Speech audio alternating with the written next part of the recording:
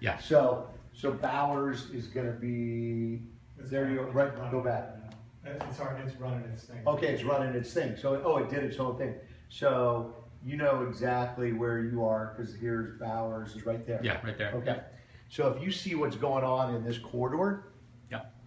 here's your signature projects. You got Santa Clara Square, which is 1.8 million square feet of new office, 2,000 new residential units, 125,000 square feet, and that's this right here. That's Irvine's For project. Whole Foods and everything. Yeah. Obviously, the 49er Stadium opened Yep. a couple years ago. And then, if you go here, you've got Santa Clara City Center, which this is the related project, and that's up here across from the stadium. Okay. And so 700 hotel rooms, 1 million square feet of retail, 1,300 residential units, almost 6 million square feet of office. I wouldn't be scared of the office because it's all chasing big tenants, and you know, they're not building multi-tenant. Yeah. And then the last is the Leaco headquarters, which is right here, which we did the debt on. But you know, that was the old Yahoo land, and Yeah. they are going to build anywhere from 2 to 3 million square feet to use. Okay. So I mean, and then you see all the companies that you're located around. So pretty cool visual there, huh? Yeah.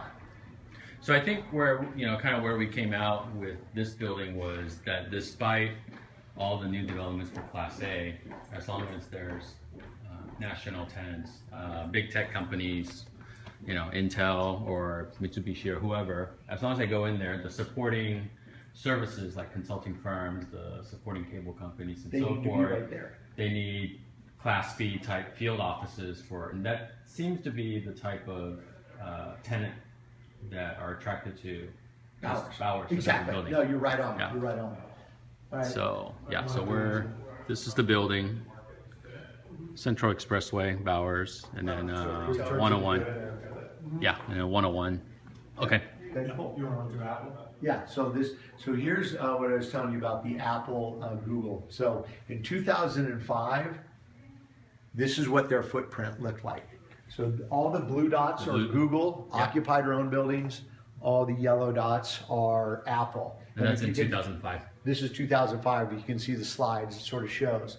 So let's go, we're gonna, the next slide is what it looks like in 2010.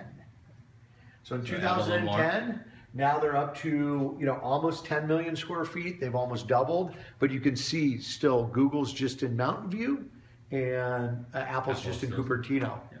Hit 2016, it's mind-boggling. This is what they look like now throughout the valley. Yeah. So as you can see, basically, Apple came up as they're building the spaceship, came up in here into Sunnyvale, and then has moved a lot of manufacturing and stuff into Santa Clara. They've got some one-off stuff over here. Google heavily concentrated in Mountain View, but moved into North Sunnyvale, which is Moffett Park. They've taken a couple little spaces down here recently, but as if you just see this, it's moving all the tenants to Santa Clara and North San Jose. Okay. And you can see sort of. Yeah. So this is Apple and Google's growth in over the last 10 years, square footage that they've taken out. So Google is blue, Apple is yellow. All right. Okay. That's a good visual. Yeah.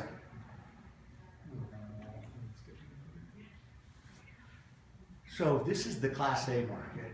Just and again, you're always going to write off the Class A, but you can see since 2011 what it's done. Yeah. Average rates have gone from 2 to 450.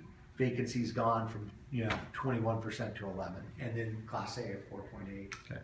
Well, that 4.8 is when you exclude the real large chunks of vacancy on new construction that's come online. That's searching either for full building tenant or at a minimum a full floor. Yeah. So you're talking 20 to 30,000 square foot. Yeah. So when you're talking multi-tenant space, there's very little to choose from.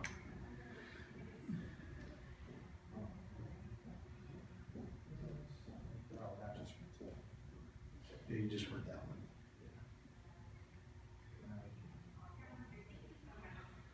It's the one where the rents go across. No, just what's this thing do? This is the one right here. So no, so As these come up, we're going to show you that Santa Clara still has room to run. So if you look at sort of cumulative rent growth, the rent growth in 2012 was going on in Sunnyvale. So hit the next one, Jack. So in 13, you know, Sunnyvale rents are still growing, but now Santa Clara is starting to grow a little bit more. So let's go 14. Santa Clara starts to run a little bit more. Let's go 15, and then let's go 16. Yeah, so you can see really sort of the rent growth. The story is really strong in Santa Clara. Okay. Yeah, so this is just going to be sort of Class A, or no, this is multi-tenant throughout the sort of valley. And these are one sort of large projects, single or full tenant floors. So if you see everything in there, most of all the new stuff that's been built, it doesn't compete. The smallest thing goes to 30,000 feet. Okay, these are all new buildings. These are all fairly built since 2010. Yeah. So Built since relatively 2010. new. Yeah, so everything, only one project is partial floors available, and that was one of them. Basically, it's Santa Clara in here. Irvine divided one floor down to like 7,000 feet. Okay. So like, for example, this was built specifically for NVIDIA. NVIDIA, user not even available. Santa Clara Square, that's the Irvine project. The smallest they've done is a 2-floor deal. Okay. Oh, that's good. Okay, that's good to know. So the smallest, they're not out there leasing 5,000 square feet, 3,000. Smallest deal they've done is 60,000. They want 2 floors to a corporate tenant. Or Ericsson took 400,000, AMD took 200,000. You're also asking almost $4 a net. Yeah. $4 triple net. Okay, so Santa Clara Square is right here again. The Bowers building's right here. Yeah. 101. Okay.